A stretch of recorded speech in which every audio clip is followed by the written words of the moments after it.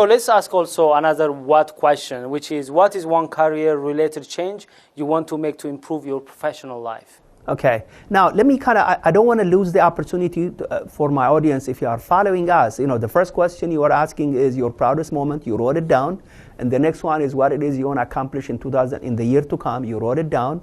And the next thing is what is one personal change you want to make? Whether you want to maybe walk 3 times a week, or whether you want to go to the gym, every day, or whether you want to drink more water every day. I'm kind of giving you some hint of some of the things I do. So whatever that is, you want to write it down. And the next one is what is one career-related change you want to make in the year to come, right? Yep. Yes, sir. It's very powerful. So do you have any suggestion for yourself? For example, what kind of change you want to make in terms of? Career-wise, I've done a lot of kind of like a small writing.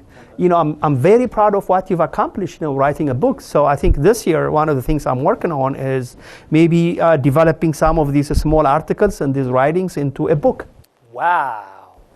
And maybe we can have a book signing, a book signing right on the show. Yeah. How about that? Yeah. A year from now. I'm looking for that. And I need more cheerleaders and more ideas. So comment that way. I'm number one fan on this one, because I have been always asking, Gabe, you have accomplished so many things. You are my hero, my mentor. I always look up to you when it comes to consulting, and I know that you work with great friends from other cultures. I always look up to you, and always you are my inspiration. So I always ask, why Gabe doesn't write a book? I can imagine you have so many things, and myself and many people will benefit out of that. Absolutely. We look forward for that book. Yes, sir. Thank you. Let's work on it. So did you share yours?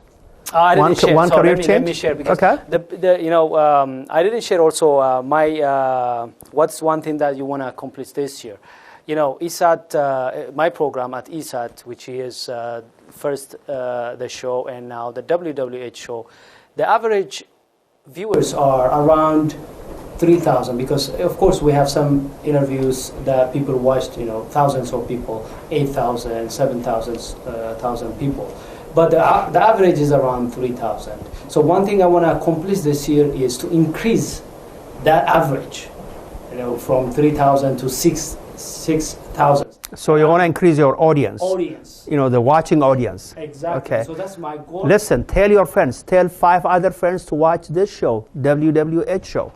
Yeah, that way, if people invite 2-3 more people, they could be able to help me achieve your goal. Yeah, my goal. And if there is anything I can help you, or Gabe can help you, let us know. This way, let's encourage one another, support one another, and realize our goals. I want to share a little bit about the 4th question, which is one career-related change I want to make. I have started that change, but I haven't achieved it yet. I'm on the learning curve, which is my communication ability. As you can see, I am a producer, trainer. I provide trainings for government agencies and also for non-profit organizations and so on. And my main audience right now is, for example, as I work as a trainer, I work with 2 American training companies as a subcontractor, and I provide leadership trainings like conflict resolution, feedback giving and receiving, change management, motivation, and so on and so forth. Since my main audience are Americans, I have to acquire the American accent. So one change I want to make on myself to improve my communication. Of course, when I say communication, I want to improve also my listening skill. I want to improve also my cross-cultural communication skill. I have friends from other cultures, but I want to improve my cross-cultural communication to be effective in communicating people from other cultures. And also I want to improve this accent, because since my audience, the main audience of my training company is Americans, I have to acquire the American accent. I'm working on it. So one of the changes I want to make is modify my accent and become a person, a communicator to my audience, so that they could be able to understand me. Wonderful. Thank you for sharing that. By the way, both you and I have American friends, and I have seen you make presentations, and like a couple of years ago. And I have been hearing good things. Every day they talk about, the substance of what you presented, the manner in which you presented. So you made a great impression. You are doing a great job. I'm your fan right here. Thank you. You are doing a great job. Keep building on it. Keep doing it. Keep doing it. And I'll be cheering for you. Thank you. The last what question we should ask is, what are your best attributes? This is a very powerful question. I like it because, many people, they focus on their weaknesses. They focus more on their lacks and so on. Why don't we recognize and appreciate and embrace best thing in our life? Yes. Now, let me talk a little bit about personal attributes, your best attributes, okay? Each of us is gifted in something, okay? So it is helping you find whatever you are gifted at, that is what we want you to tap into, to identify that. What do people tell you are good at? What do your family members, your wife, your husband, your children, your siblings, and your colleagues and your friends tell you are good at, okay? You are good in organizing. If you heard comments about it, compliments, maybe that's what it is, your best attributes. So, from what I heard, one of my best attributes is to connect people, to network with people, to talk to different people, regardless of their positions, regardless of their, their cultural background, whatever it is, just talk to people. So that's something I find easy. So it is also, all of us are gifted in something. So it's kind of for you to identify your best attribute and to build on it. Your gifting and your purpose in life has something to do what you are good at. So know what it is. You may be analytical. You may not be a TV personality like Assegid, okay? Or you may not be outgoing like me, but you may be analytical mind, and there is value for that. So embrace it and know it and share it and celebrate it and let people know it and use it. And maybe if you want to do business, your business has something to do with your best attribute. If you want to be successful in your career, it has something to do with your best attribute. So it is knowing it, saying it, so kind of planning around it. I like that. I want to ask also our audience to ask themselves, what is your best attribute, or what are your best attributes? Share your attributes with your friends and colleagues. I can tell you one thing. Your best attribute is your competitive and comparative advantage to succeed in your personal life, in your business, and in your career. So find out. I know that I have many, many weaknesses. I can list 1, 2, 3, 4, but I don't focus. And I'm not going to let you list them, right? Exactly. Because that defeats the whole purpose. Yeah, exactly. Yes. Exactly. It's because some people may say, "Oh, Assegid or Gabe, you don't know how many weaknesses I have, how many weaknesses people point out from my life." Yes, there are many weaknesses in my life, but the point is, don't focus on them. Because everybody has something. So nobody's perfect, and you're not perfect. I'm not perfect. The goal is to find out those perfect attributes, best attributes, and focus on them and nurture them and improve them. So in my case, there are some attributes people tell me. These attributes, some of them I already know them, but some of them I never noticed. For example, you'll be surprised. You may not surprise about leadership. People, I lead some team, and there are board members, there are advisors that I coordinate and so on. So they say, "Oh, you have a leadership attribute." They also tell me that you are hardworking, and they tell me also that you have this time management. I always try to be on time, try to manage my time, organize what I do, and so writing attributes and so on.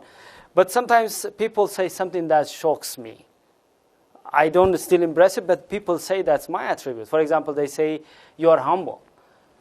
For me, it shocks me, but some people say, and they point out, for example, they say, always you want to learn. Always you are curious about people. You always greet people, also greet people who are ordinary. You befriend with this person, that person.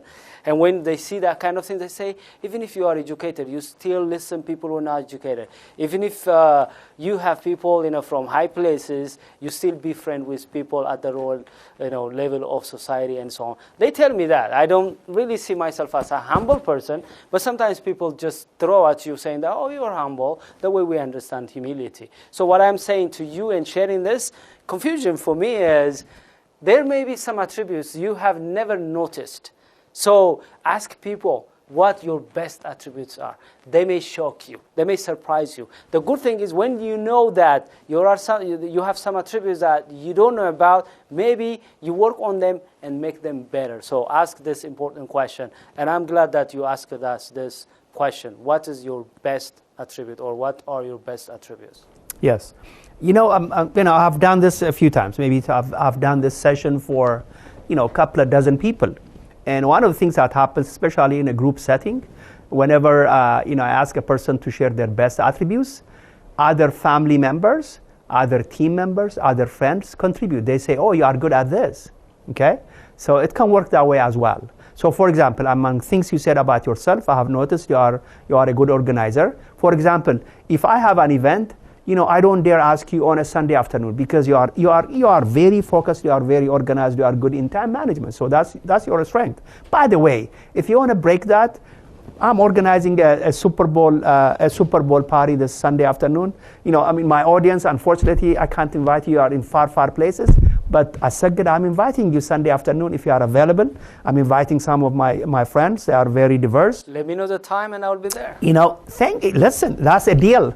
Yep. It will be an honor for you to be there. So it will be a lot of fun. So, it doesn't matter what team you pull for. It's going to be a lot of fun. So you just broke your own rule in a good way for your own benefit. So that's I'm so happy. So I can invite you on air and you can say yes. I would love it. Thank right? you for inviting me. Wonderful. Yeah, Absolutely. So You're gonna love now we it. have been talking about why, to just give background to our audience, and also we talked about the what part, what kind of questions they should ask, and we asked them also to answer these questions, and also we gave them examples by giving our own personal stories. So let's talk about the how part, which is the practical part, because we love things when they are practical. So let's talk about how can we develop such a reflective plan, the 1, 2, 3 steps. Okay.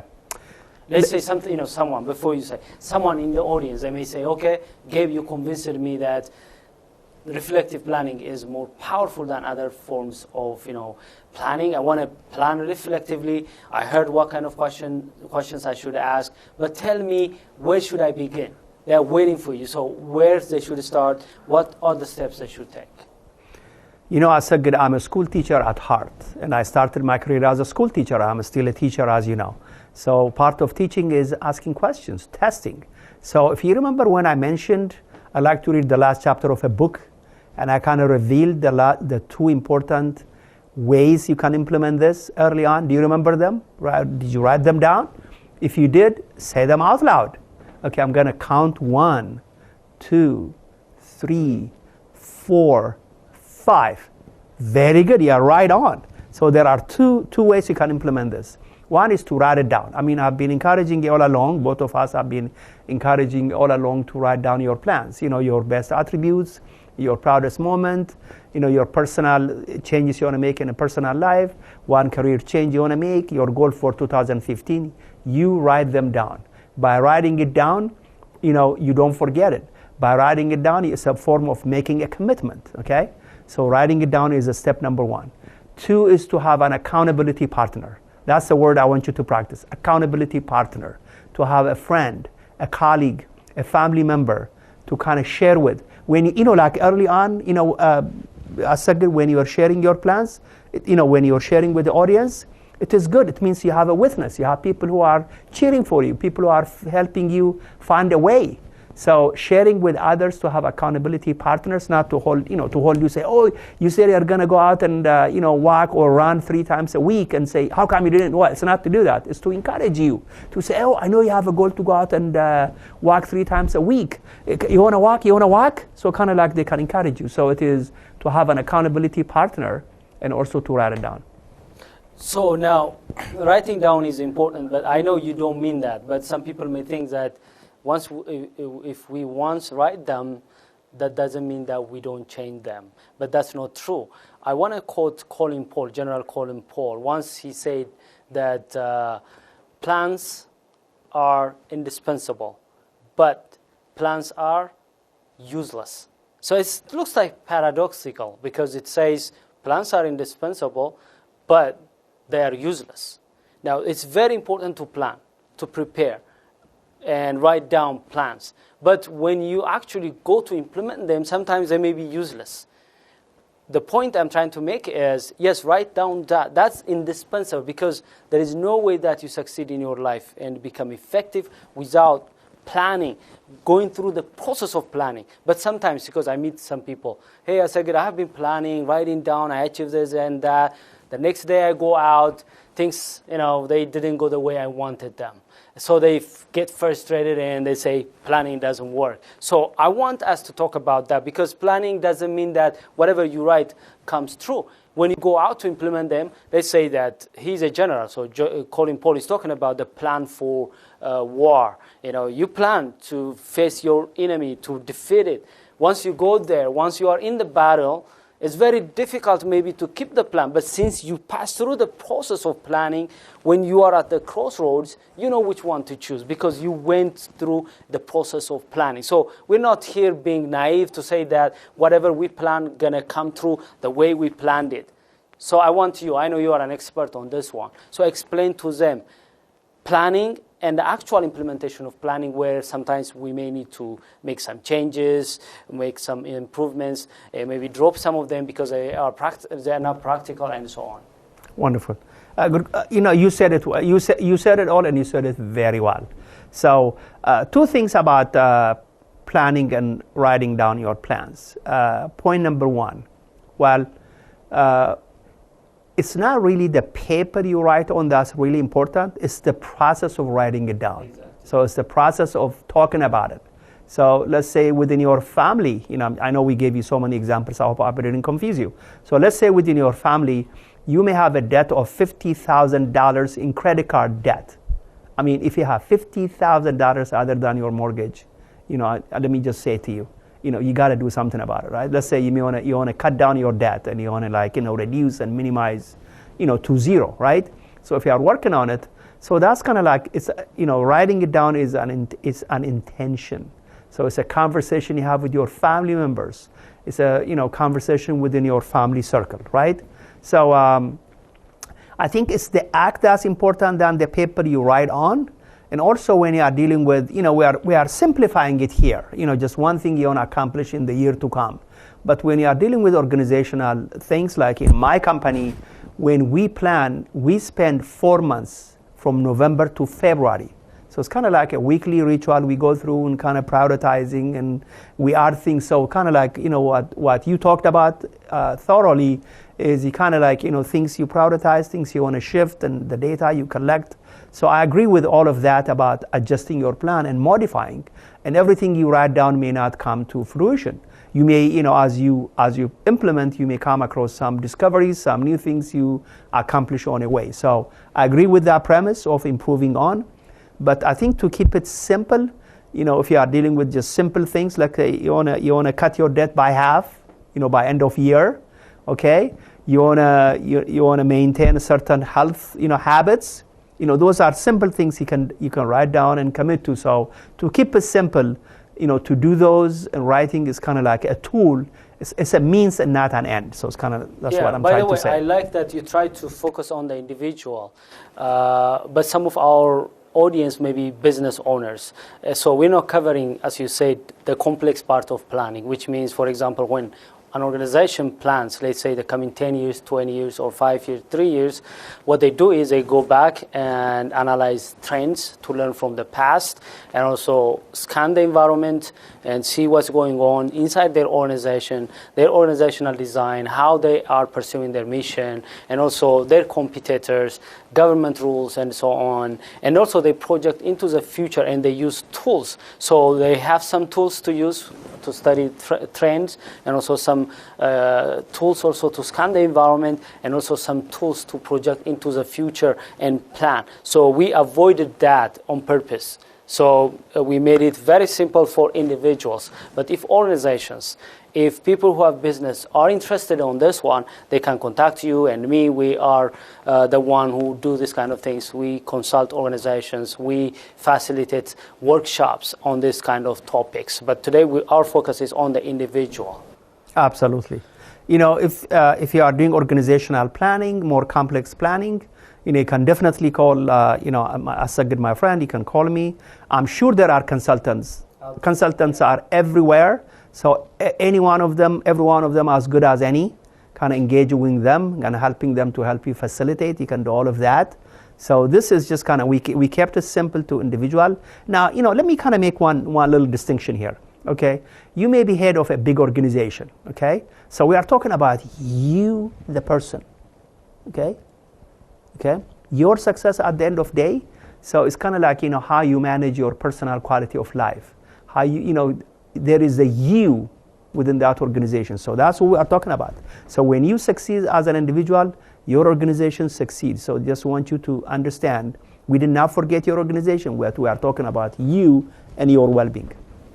So I hope that made sense. Oh, yeah. Yes. It's very important because, within that short period of time, you can't really talk about this all things because we have limited time today. That's why we focus on the individual. In the remaining, 15 minutes or so, let's also try to answer some questions. Questions like how people can make themselves accountable. I know you briefly mentioned about finding an accountability partner, but what are some other ways so that they can make sure to monitor and evaluate their progress and make sure that they are achieving their plans? Wonderful. Now, let me, as I think by now, my point is clear about being very fanatically practical person. Here is something I do. You said it very well. I'm no perfect person. But, I have a planning book, I have a to-do item, I have my devices and also my to-do list here. So when I start a week, I start my to-do list. Okay, here are things I want to accomplish this week. Okay, some of them may be personal, some may be business, some may be organizational, some may be volunteer. So I list down all the things I need to do for that week.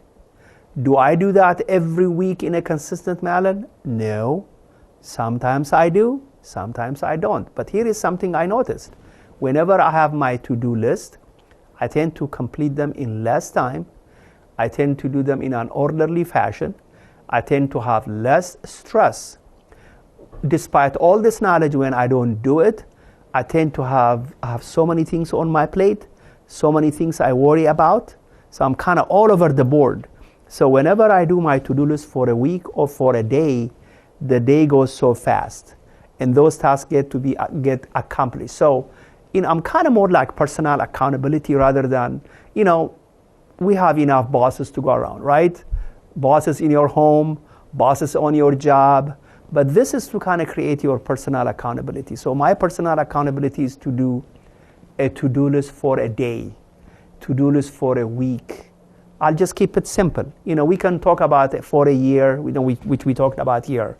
So whenever I do that, I just go back to my list, my to-do list items, and then it feels right to go back and say, check off. This one I did. Like I think on Monday is my busiest day of all days. That's kind of the day I kind of do all conference calls and all the planning and all the prioritizing for the week. So I have a long day, and it's very, I can say it's a stressful day. So I kind of do my to-do list.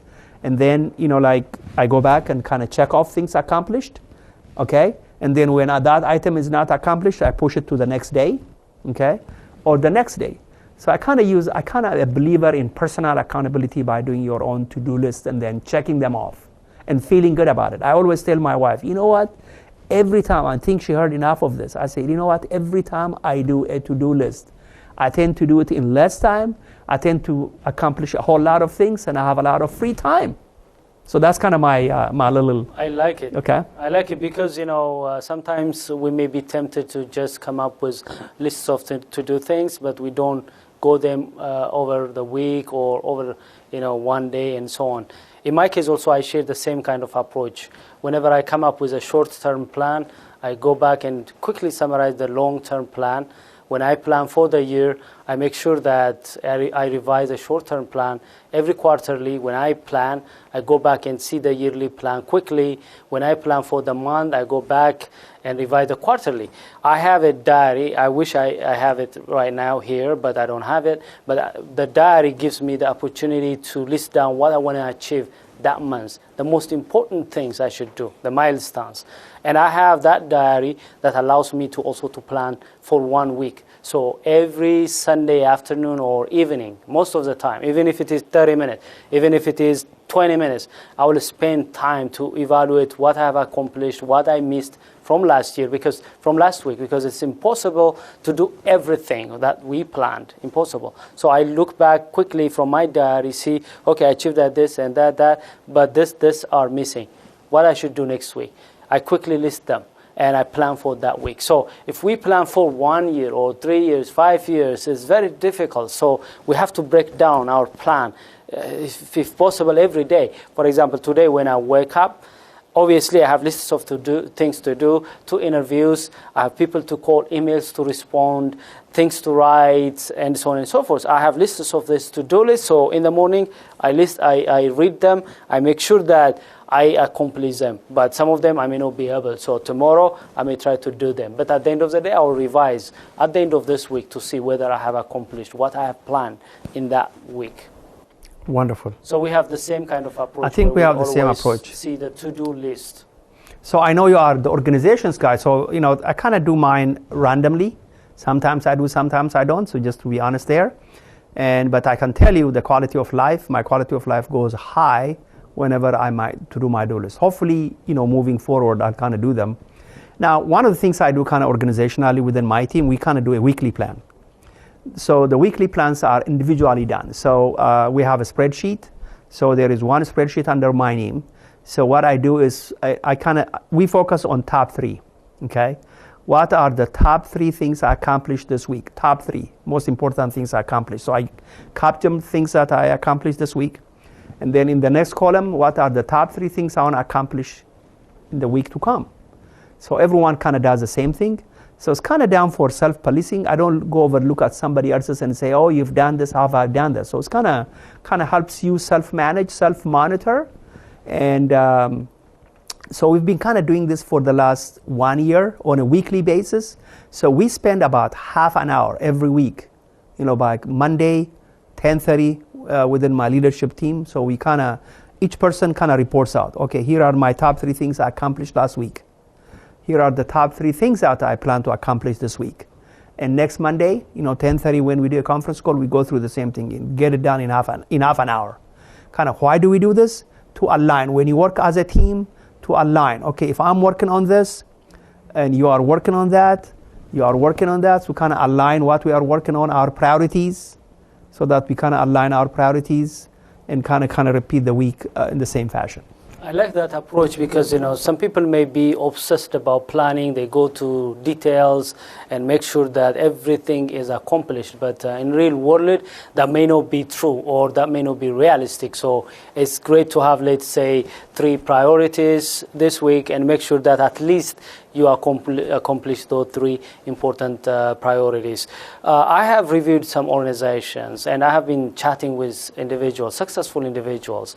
And one thing that I have learned is that none of them don't undermine planning. These people plan.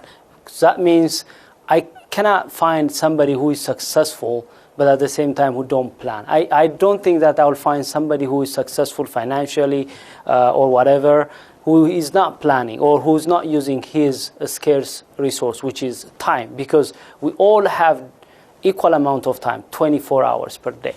So who we will become in the future and whether we will be successful today is depending on how much we plan and utilize and maximize that 24 hour.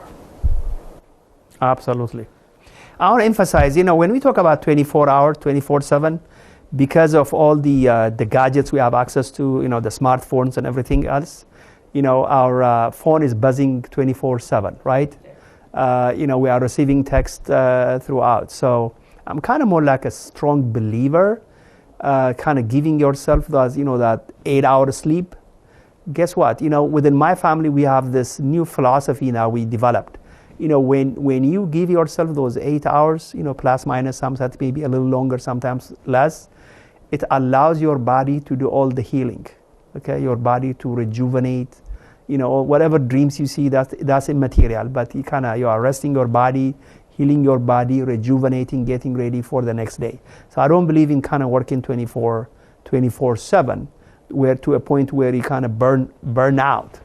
So kind of time to rejuvenate and play, just play, some personal play time, some idle time, so that you get a moment to think, okay? You have a moment to reflect and kind of have a personal quality of life. So just want to emphasize that and something we practice within our family. Yeah, by the way, I'm one of the fans of this principle not long ago, recently, because in the past, I believe to work hard 24/7, even the whole, year without any vacation, any break for many years because of the so many responsibilities that I took.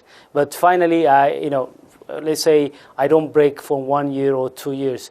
What happens? On the third year, I burn out. I cannot even think. I cannot innovate. And I think in 2011, I even hurted my own health. And I found myself stressed out. And that was the year 2011. That was the time where I published my first book. There was a second year anniversary of Pro Leadership Conference. I stressed out myself, and I became even sick for a moment. And that I was emaciated, I didn't sleep well, I couldn't be able to eat. And the reason was stress. The reason was I was not sleeping well. So since then, I determined that, hey, from now onward, whatever happens, at least I have to, it's not 8 hours yet, but at least I decided 6 hours. Naturally, I can't sleep more than 5 hours, but I struggle on my bed, at least to keep myself on the bed for another 1 hour, to keep my promise that at least I have to give it 6 hours. Maybe in the future I may increase it to 8 hours like you do. But I am also, a fan of relaxing, playing around, watching movies, go for walk, go to the gym. I try to go to gym 3 times per week.